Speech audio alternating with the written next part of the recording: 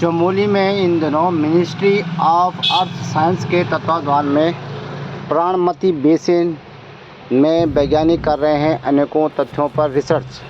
दूरगामी परिणाम के आसार।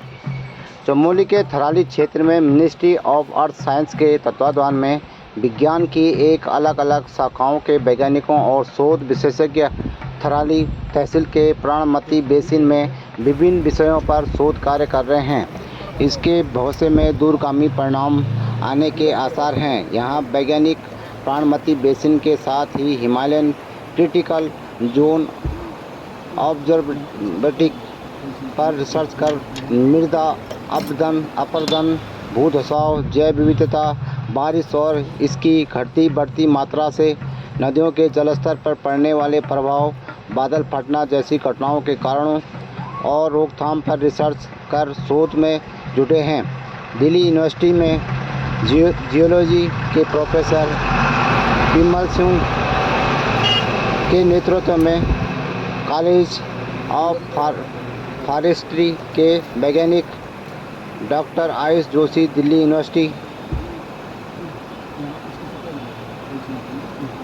के वैज्ञानिक डॉक्टर अर्का प्रभा है। ये पहली बार सरकार की देखरेख में 2021 से थराली के रत गांव और डुंगरी में मृदा और प्रोफेसर्स ये लोग एक साथ आए हैं और वो ऐसे प्रोजेक्ट पे काम कर रहे हैं जिसके अंदर में हम पृथ्वी के उस संवेदनशील क्षेत्र को देख रहे हैं जिसके ऊपर पूरी की पूरी हमारा जो जीवन है वो टिका हुआ है। और ये क्षेत्र जो है, ये कहते हैं कि नीचे जो भूजल है, भूजल से लेकर के पेड़ के ऊपर तक का जो हिस्सा है ये वो संवेदनशील क्षेत्र है। इसीलिए इस प्रोजेक्ट का नाम भी Pranmati basin Himalayan critical zone observatory है।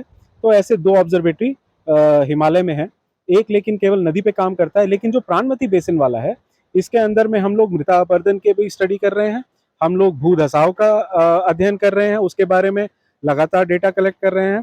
इसमें हम लोग जो है बरसात और नदी के जलस्तर, इसके बीच में क्या कनेक्शन है, हम उसका भी स्टडी कर रहे हैं। और फिर इसके बाद में जो है हम प्राणमती की जो जैव विविधता है उसको लेकर के भी हम लोग स्टडी कर रहे हैं।